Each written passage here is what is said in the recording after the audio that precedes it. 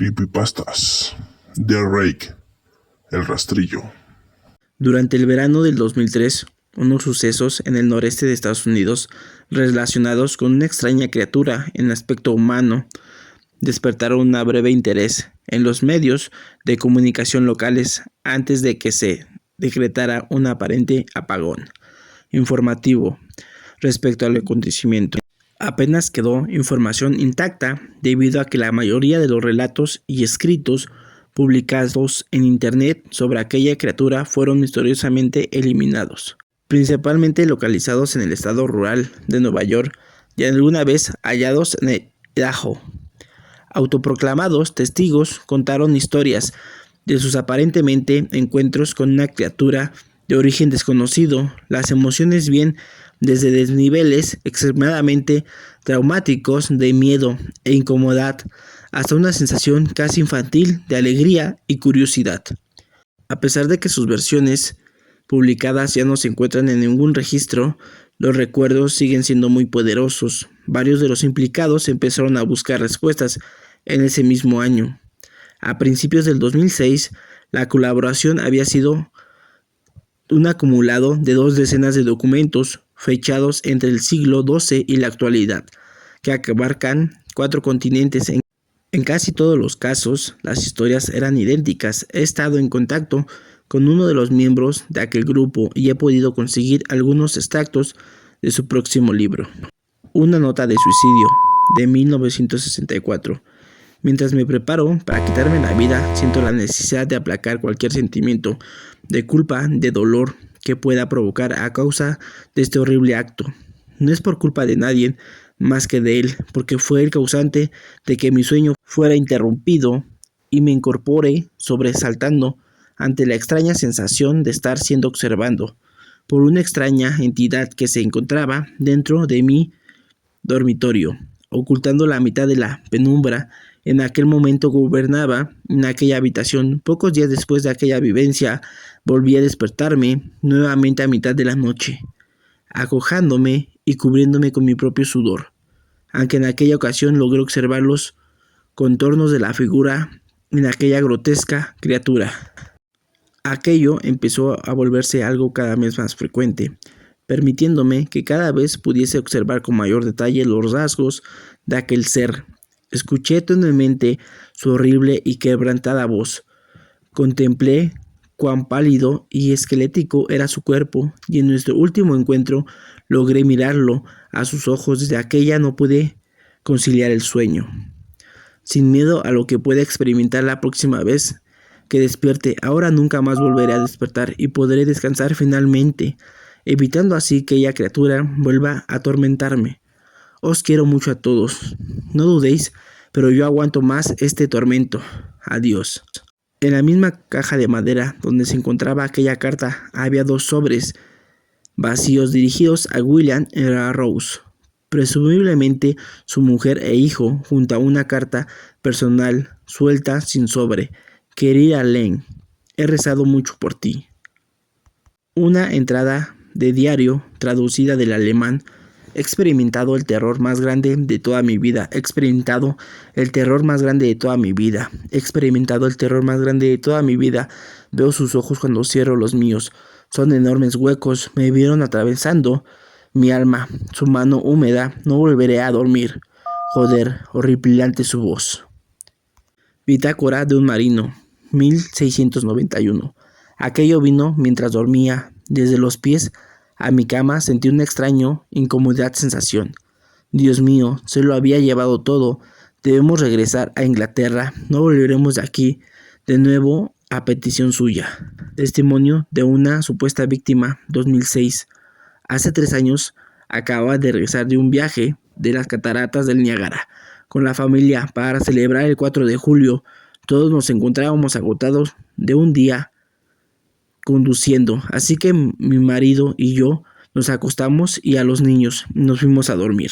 Eso de las 4 de la mañana me desperté pensando que mi marido se había levantado para ir al baño. Aproveché el momento para apropiarme de su lado de las sábanas, pero desafortunadamente él seguía ahí, envuelto completamente por aquellas harapos. Me disculpé con él y le dije que creía que se había levantado a hacer sus necesidades a mitad de la noche, porque no había notado su presencia. Sin embargo, cuando volvió para mirarme, empezó a jadear efusivamente y apartó los pies del extremo de la cama, tan deprisa que su rodilla casi me tira de la cama.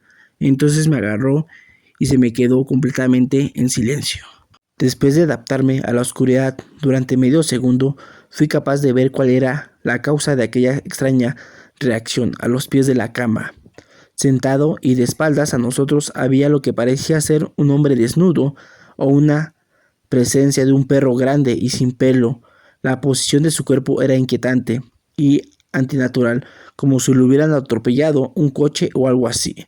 Por alguna razón no me asusté al instante, sino me preocupé más por su estado. En ese momento supe que debía ayudarle.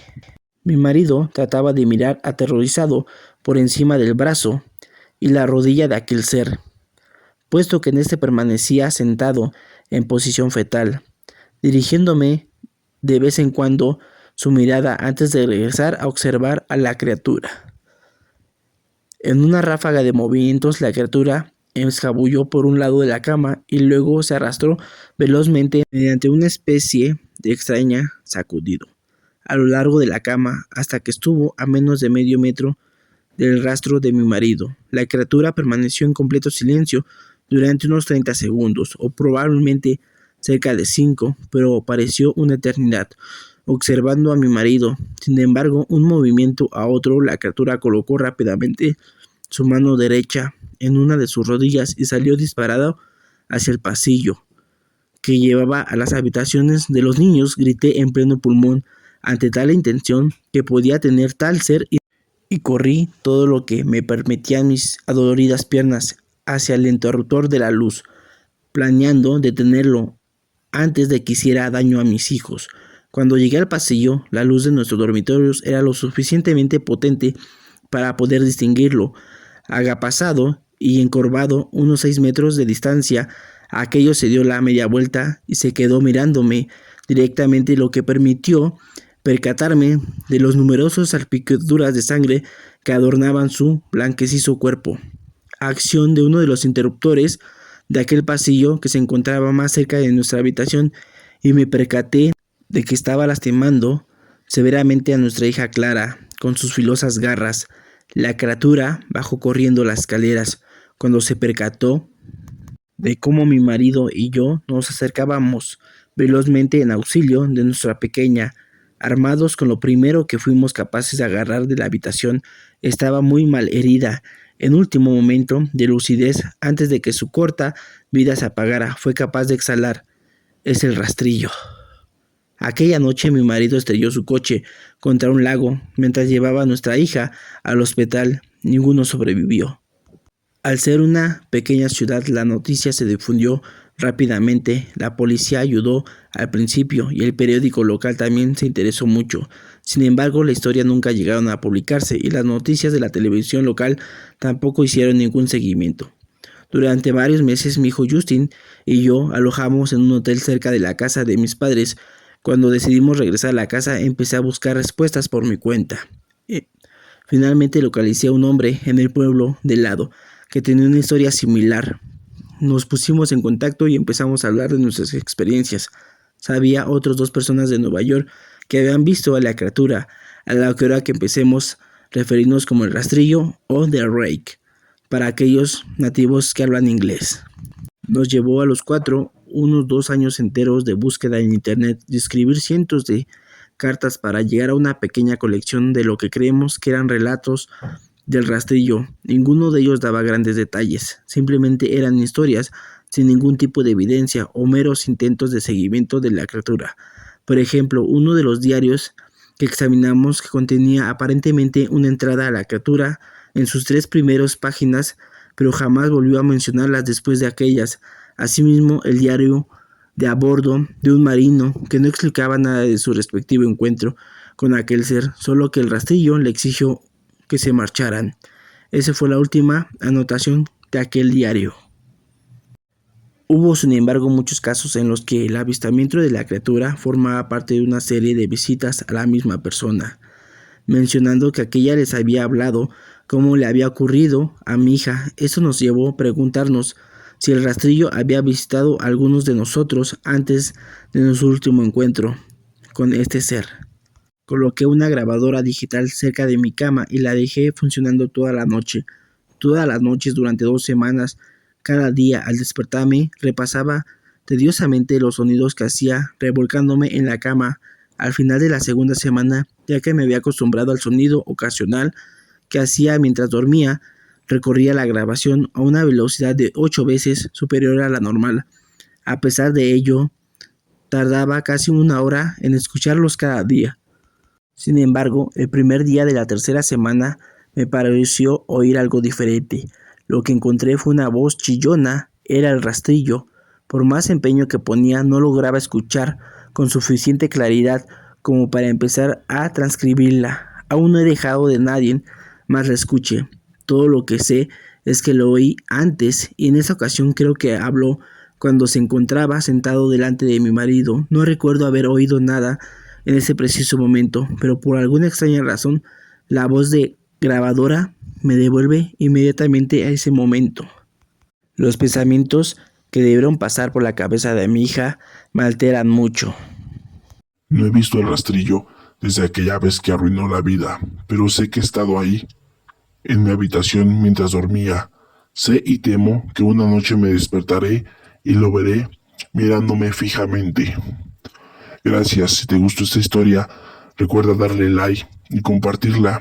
Si tienes alguna historia, mándala al correo que está apareciendo aquí abajo. Buenas noches.